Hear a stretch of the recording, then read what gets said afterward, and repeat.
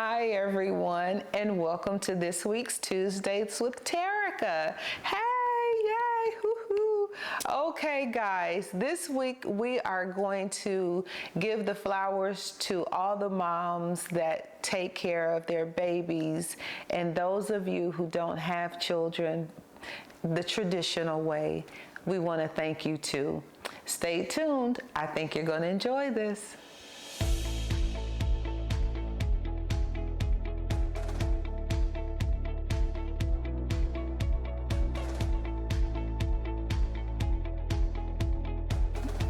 Hi guys, it's Terica Talbert, and again, welcome to Tuesdays with Terica. So, I had a guest that was unable to make it today, but sometimes the Lord wants us to just be prepared for in those times where things change.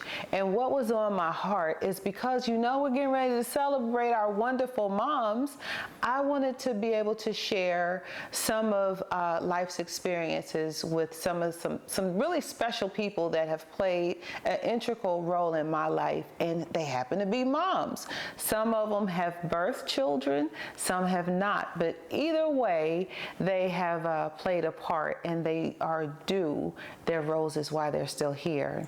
So I want to just share, you guys already know, I've shared before in different interviews that my mom is no longer here, my birth mother, Mamie Lee Young Bryant, for those of you who don't know her by name, just a wonderful mother who gave me foundation, who loved me, even though she had to go through a lot of sickness and a lot of trials and situations in her life, but she loved me and she gave me foundation, and for that I will be forever grateful.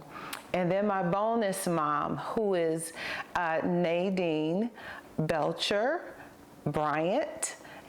She is still with us, and she actually was my nurturer.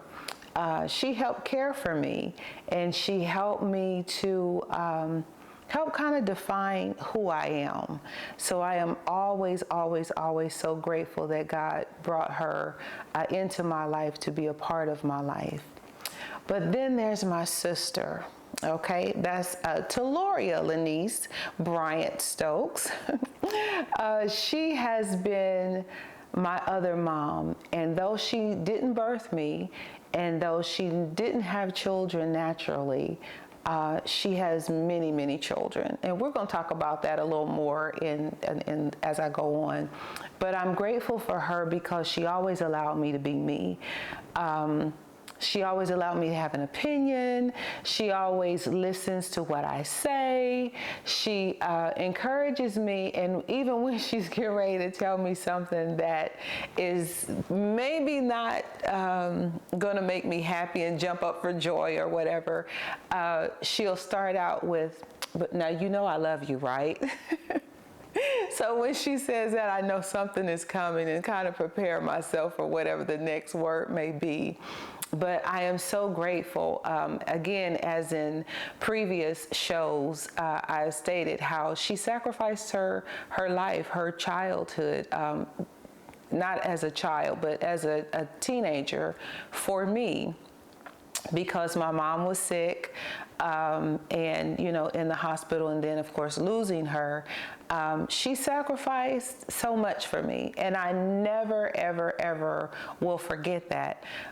But in doing so, I always try to make sure that she knows that I love her, and that I appreciate her, because I realize and I recognize that some people don't have the special sister that I do. So I'm so very grateful. I have, again, two other sisters, Lisa and Crystal. Both of them have children, and they are grandparents. it is so funny to see, you know, we grew up together, so you see them one way as your sister, but then when you look at them and you see them as a parent, you're like, oh my gosh, she's really not going to say that. She's really not going to spank them. You know, we hear her saying that, but we know that they're not going to do that just because you know their heart and you know their character. So I want to say to you guys, I love you guys so much. Happy Mother's Day to you. And then I have some sister cousins. Agnes, her real name is Laverne Smoot, and then Misha Cook, which we call her Mildred. Okay, that's a story for another day. No need to worry about that. And then Latanya Scott. These are my sister cousins who I have embraced. Now, don't get me wrong. I know I'm calling names, but my family means a lot to me, all of them. And all of them know that I am there for them, and they know that the bond can never be broken. But because this is Mother's Day, and because these are some of the women that I interact with on a daily basis, I just want them to know I see you. I see the sacrifices that you're making for your families. I see the hard times, and then I see the times of joy. And I am so grateful and so honored to be a part, to witness how such a phenomenal woman and mother that you have become. So happy Mother's Day. There's some women that have nurtured me in years past. One has been my godmother, Lula Washington. She's no longer with us, but she was very integral in my upbringing. And Etta King, very integral. And then the reason that I am named Terica is because of Dolores Penn. Of course, Virginia Brown, Geneva Fleming, and the list really goes on and on and on. But these are women from my home church that helped set a foundation. Goldie Spencer, Naomi Pennell, Faye Washington, so many women, so many women. And I don't want to name names, but these are just people, women that are on my heart, that I have loved and that have loved me, that corrected me in my young years. You know, when I thought I knew everything and really didn't. But they loved me, and they were a great part in helping through my mom's passing. I've had, and again, there's several women, so please, please, please, if I didn't speak your mom's name, know that it is not from my heart. It's just because of memory, okay? But I love you all. My cousins, I had a cousin, Ruth Willingham. She came to stay with us during the passing of my mom. My dad was working, again, something that I stated before in one of my other interviews, and she was a young woman trying to figure out life. And my dad asked her to come while he was trying to figure out dating, and before him, my mom got married, my bonus mom, before they got married. She came and she lived with us and she took care of me. My grandmother, Lizzie Bryant, she let me stay at her house when I was trying to figure out what was going on in life. I knew stuff. I knew that I was staying with her while my mom was in the hospital, but I didn't have it all figured out. I was just too young, but she allowed me to be with her. She's the one that actually taught me how to pray. I owe her big, big, big, and I pray often that when she's looking down upon me, that she sees the fruit of her labor while she was here on earth. My aunt, oh gosh, one of my amazing aunts, Eva Nell Bailey. She looks like my sister, but we all in our family, you know, we all like heels and shoes and purses. And so she would always say, I got something for you. I can't wear them anymore, but I'm going to leave them for you. So I honor her for wanting to do whatever she could to make sure that I knew that she loved me. Her daughter, Antoinette, is also dear to my heart. She was a little cousin, but she's grown into a phenomenal woman. Just want you to know I see you. Let's see, who else? Who else can I say?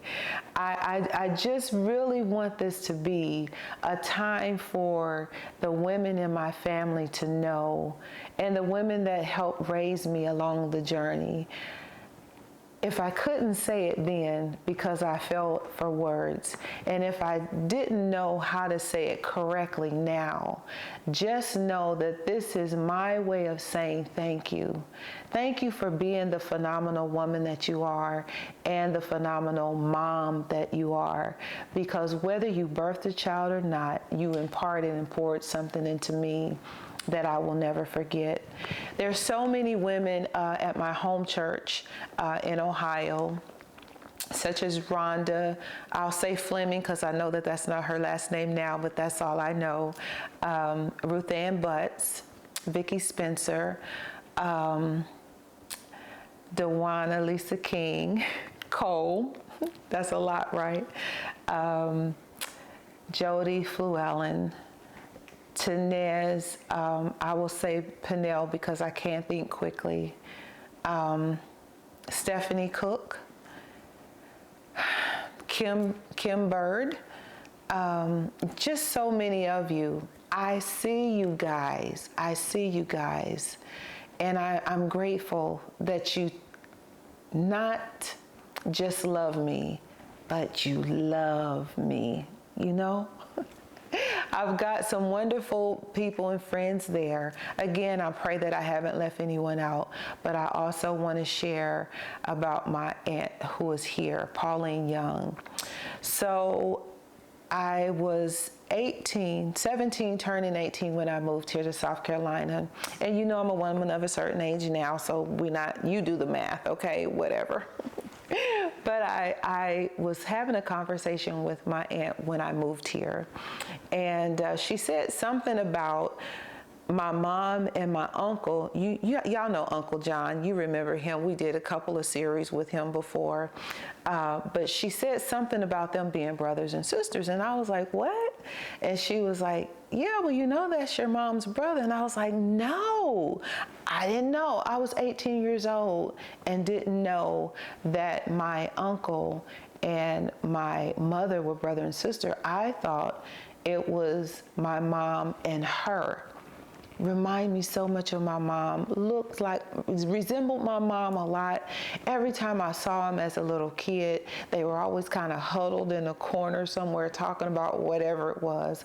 They were always cooking, they were always doing stuff together, and in my mind, I just assumed that they were sisters. That showed me what love is about. It's not about, this is my in-law. This is my husband's sister, or this is a part of my husband's family. No, they were family, and they connected in a way that not only did they have a connection as sister-in-laws, but they raised us, me and my cousins, in a way that made us feel like we were brother and sister. You know, we knew we were cousins, but it was just all one big happy family.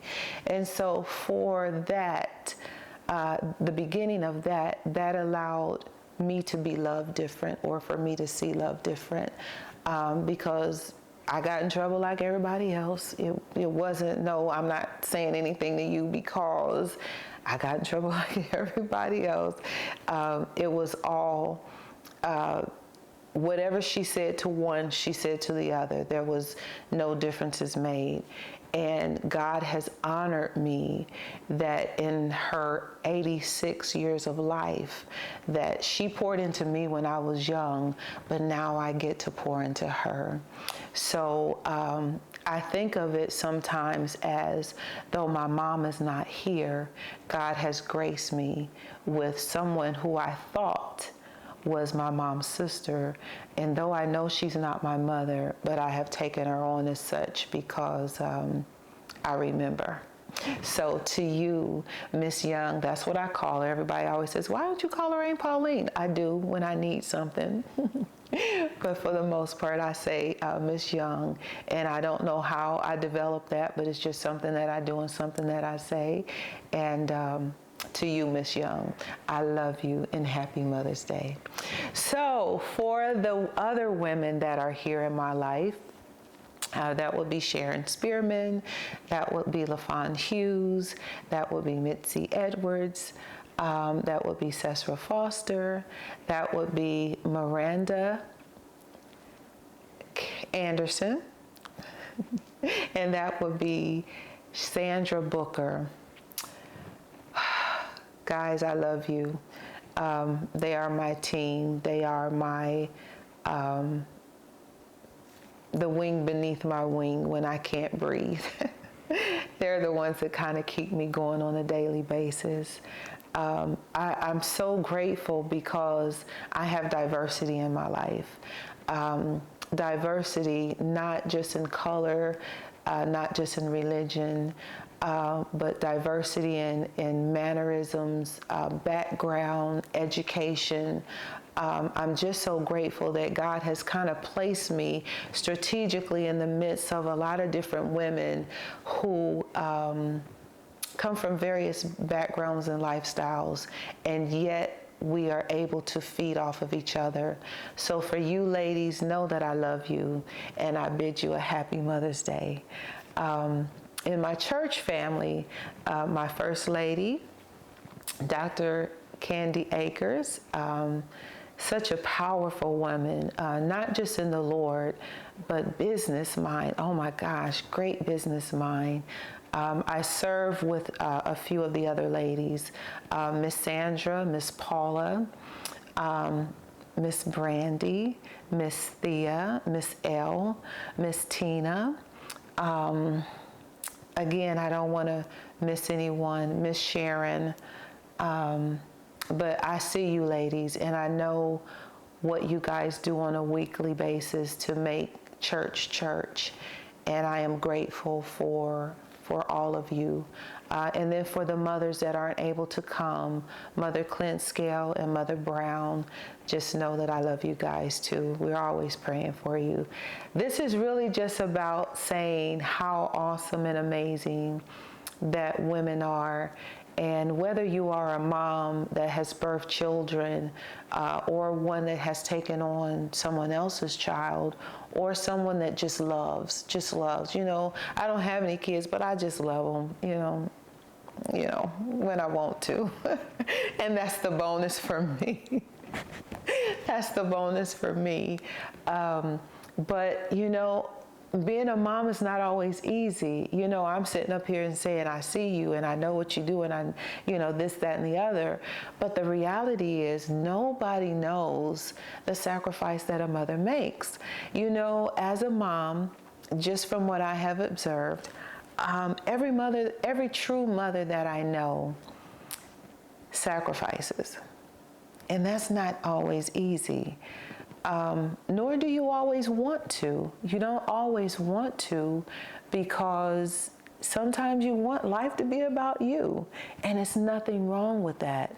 But just know that in the sacrifice, and I know all of you know that whether your children are acting out or whether they're perfect in what they do or say or however, just know that God has a purpose and a plan. And because He chose you to be a mom, that means He has given you this great big platform to be able to stand on, to allow you to know that He has awarded you with a gift that some of us wasn't able to experience, but He chose you, and that is an honor within itself. So again, for every sacrifice you've made, for every hard decision that you've made, for every time you had to walk away and didn't want to, for everything that you had to lay aside just for the good of the family, the home, of the children, whatever it might be, I see you. And I'm so grateful for everything that you have done to pour into your children, to help their lives to be different, to help navigate them. And then what you bring, not just to your family, but what you bring to the rest of us. Thank you so much. Happy Mother's Day to you. I want you to have a wonderful, wonderful Mother's Day on purpose because you deserve it. And for those who are having a hard time, you know, one of my little cousins, Janari Durham, she has a wonderful heart. And the reason why I'm calling her out specifically is because she is the youngest mom in our family to date. And life hasn't always been easy, but it's always been good. And she was able to have 2 young boys who really bring us a lot of joy. And I know that every day is not what she would want it to be. But girl, I'm so proud of you. I just want you to know that if I haven't told you, I'm very proud of you. And I love you so much. I have other cousins, Juanita, Shamron, Tabitha. I have cousins in Detroit. I have cousins in Maryland. I have cousins and family all over. If I didn't call your name, I love you anyway. Just know it. And I am very proud of one of my cousins who is in Detroit, Carmen Willingham. She is she is the principal and overseer of a school there that helps a lot of children who go through very difficult things. And though she was placed there for education, her heart kind of swallowed them up. So I see you, and I'm so very proud of you as well.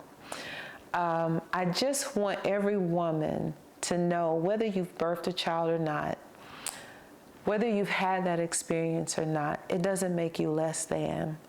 It makes you have a better opportunity to love more. And even in my own journey, I didn't always understand that, you know. I didn't always understand it because I wanted children. You know, I kind of, you know how you are when you're a kid, you kind of have your life already planned out, and you want to make sure that, you know, okay, I'm strategic in doing this, and this. But then sometimes life doesn't work that way, right? So you have to kind of shift a little bit. And so I went through several years of depression because I wanted to be a mom.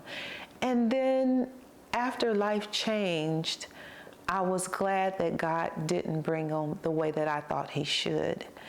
And I'm really glad now because I'm in a place in my life where I can love you. I'm not limited. I can love all of them. I can hang out with all of them.